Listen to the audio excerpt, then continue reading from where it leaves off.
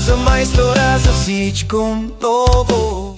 Кажи ми, че си телец и ще ти покажа как избриеш лепило. Допирването и лек вариент.